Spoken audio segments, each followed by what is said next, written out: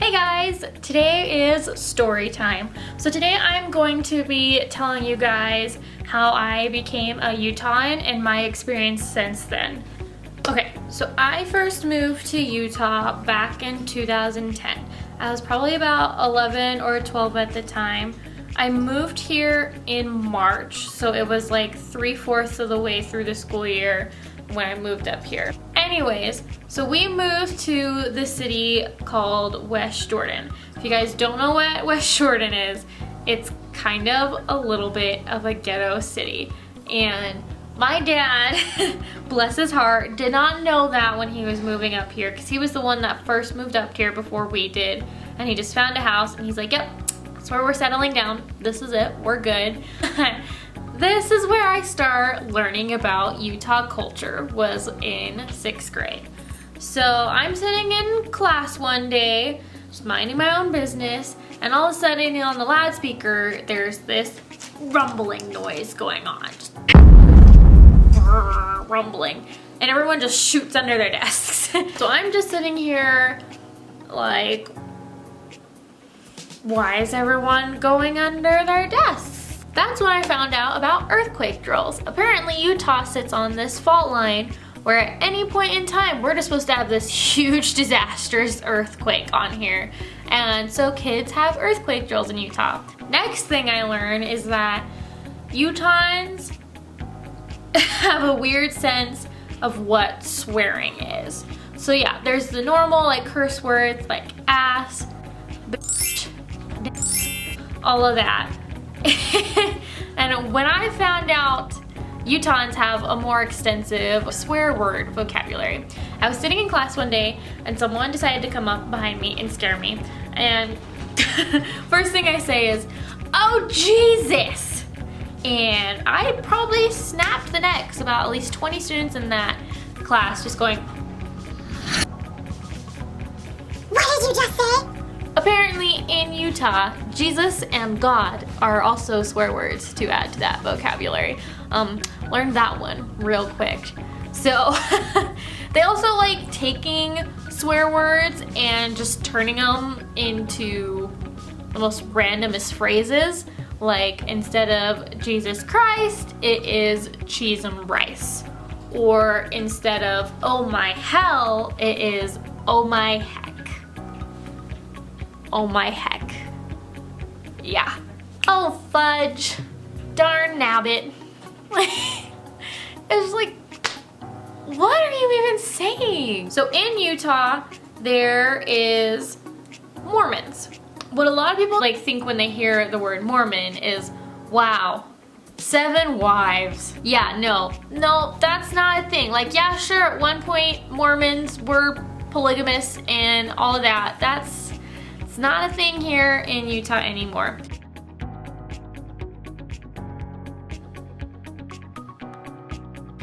So I really had no idea what Mormon culture was about first moving here. And so, backstory, before I lived in Arizona, we were actually living in Utah from about the year 2000 to 2002. So I was about when I was like 2 to 4 years old. Once we moved back up here, my parents decided that they wanted to get back into being Mormons in that religion. Because when we first originally lived here in 2002, they were Mormons and they went to church. So they decided to jump back into that, but they gave us the opportunity to decide for ourselves whether we wanted to join them in this particular religion.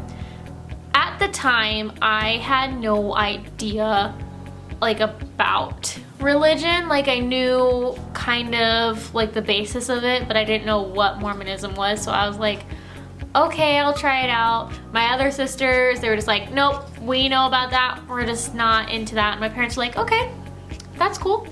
So I probably went to church like once or twice, and the reason, like the original reason I decided I didn't want to be Mormon was the pure aspect that I did not want to wake up early on Sunday to go to church. I would rather sleep in. So and then as I grew older, I kind of realized what the Mormon church was really about, and then I just decided for myself that's just not what I want in life. So fast forward, I moved from West Jordan to Murray, and that is where I actually spent most of the 8 years that I've lived here so far was in Murray. And so living in Murray is when I really truly started to understand about the Mormon culture. If you are not Mormon, you are typically looked down upon.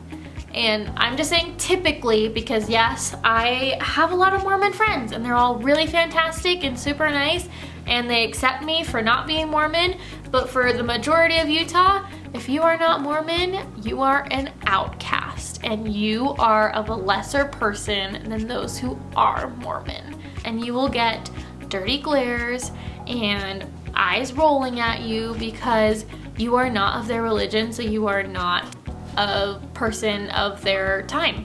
They just don't believe that you're worth it. It's kind of disappointing actually, because for a few moments I did try to participate in the church and it was really nice to see like they really care for each other. They are always about helping each other, helping the elderly, doing what's best, but the main point in that is each other. Only if you are in the Mormon religion will they be extraordinarily nice to you. And if you're not, you're just SOL, honestly. It has gotten to a point, I work in retail, and if I somehow let on that I am Mormon, I get treated so much better as a person. So I go to the school, it's called Utah Valley University. Right next to it is BYU, which is a Mormon university, and if you are Mormon, your aspirations is to go to that university, and you will not be able to get into that university unless you're a Mormon. And so these two universities are right by each other, and if you don't go to BYU, most of the times you're a Mormon, you go to UVU. So I use that ticket as saying I'm Mormon without actually saying I'm Mormon. So I'll tell people, oh, I go to UVU. And then most people will be like, oh, you're Mormon. Yeah, and I get a lot more smiling people. They treat me so much nicer. And I also get more sales out of it. That's just how Utah is. If you are of their culture, you automatically are accepted and they are much nicer to you. So growing up not being a part of that culture, you tend to learn how to basically cheat your way into making everybody think you're Mormon just because it becomes easier. Just do that rather than dealing with not being Mormon and having people know that, which is really strange, but it's just how Utah works. A lot of the times when I was growing up, I made friends, and as soon as they would find out that I wasn't Mormon, I lost those friends. Their families just didn't want them hanging out with me. They thought I was gonna end up being like a bad influence, and I lost a lot of friends like that, and that kind of sucks for that to be a culture here. Yes, there are still missionaries here, and that's the one thing about not being Mormon that's kind of annoying.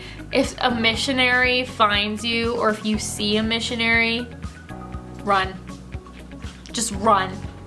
They will preach like it's nobody's business, and they got all the time in the world. So most of the time, if we see missionaries as non-Mormons, we get out of there. Next thing I want to talk about with my experiences with Utah is Utah drivers. So you go anywhere else and you're just like, well, we all have bad drivers. No, Utah, at one point I remember they were ranked #1 in being worst in the United States for bad drivers. We have specific vehicles called incident management vehicles specified just to help with car accidents, not ambulances, not police cars, incident management vehicles. A good example would be red lights. Utahns are probably as colorblind as I am because they do not see that the light is red means stop. If the light turns red, not 1, not 2, not even 3, at least 4 cars will go through the red light. It's gotten to a point where all the rest of us, when the light turns green, will wait at least 5 to 10 seconds before proceeding through the intersection because there will be so many dang red light runners. It's unfathomable how many people run red lights here. It also becomes a game because you'll just be sitting there and be like, let's see how many cars today runs through the red light. Also, if it's snowing and there is 6 to 10 inches, Utah drivers will still drive just as fast as if the pavement was not wet. I'm not kidding.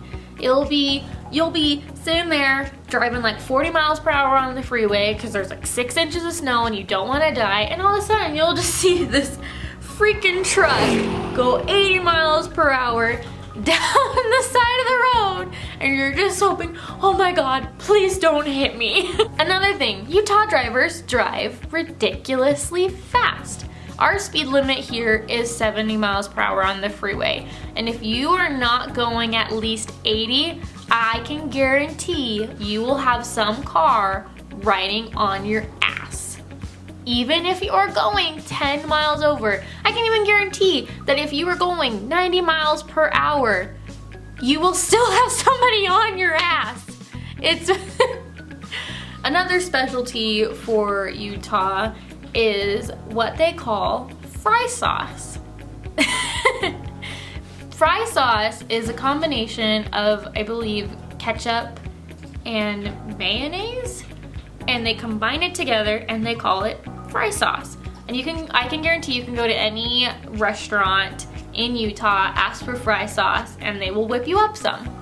You go anywhere outside of Utah and you ask for fry sauce, and they just kind of give you like a, what did you just ask me? It's a Utah thing. Nowhere else. That was something I learned. Another thing is Utah has really great aesthetics. So it's mountains, absolutely stunning. It's canyons, gorgeous. And it's just in the summertime, like Utah's probably a great destination for hiking. It honestly is. That's something I really enjoy while being here, is a lot of different hiking options. Another thing is Utah alcohol laws. So Utah church and state, not separated whatsoever. It's more of like a combined thing. And a lot of the alcohol percentage in alcoholic drinks are like a lot lower than the normal average, and they make it really, really hard to access alcohol. So you basically can only buy alcohol at liquor stores, at least ones with stronger percentages, or you can have watered down like beer you can get at the stores.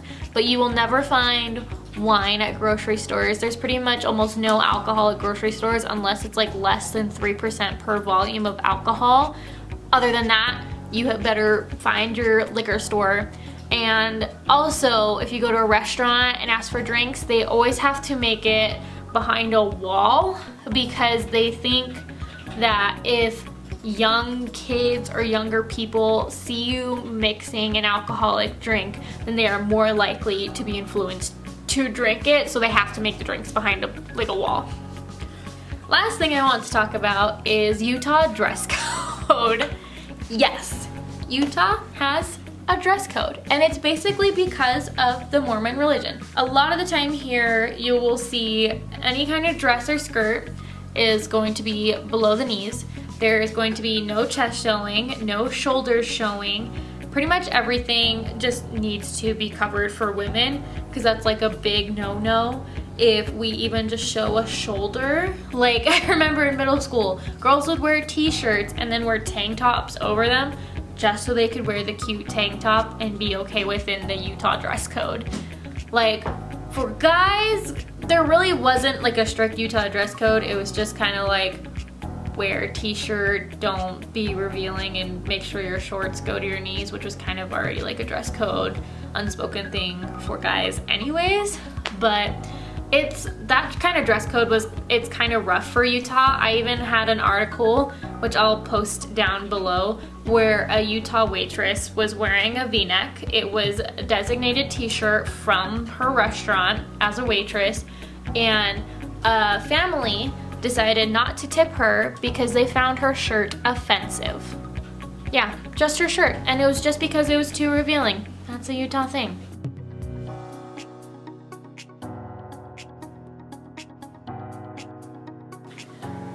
So yeah, that is my experience with growing up in Utah, not having any prior knowledge of the culture here. So as much as there was definitely pros, there was also definitely a lot of cons, because I'm not Mormon.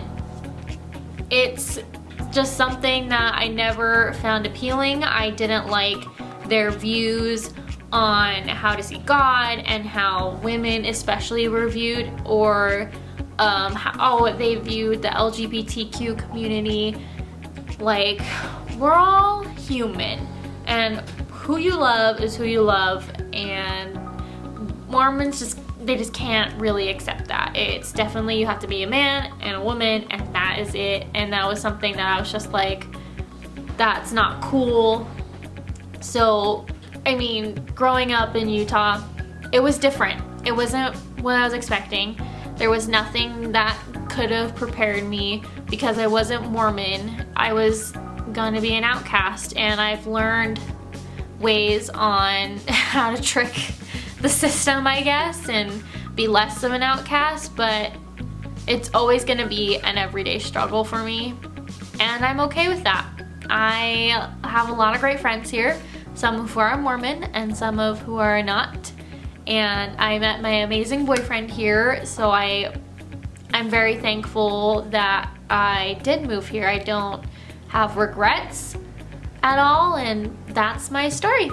Thank you guys for watching this. I know it was probably a little longer than I expected it to be, but I kind of want to do these more story times. This one was a little more serious, but I'd like to do more story times and have like funnier stories about my life. And yeah, so if you like this video, hit that like button. Don't forget to subscribe, and that's it. Bye.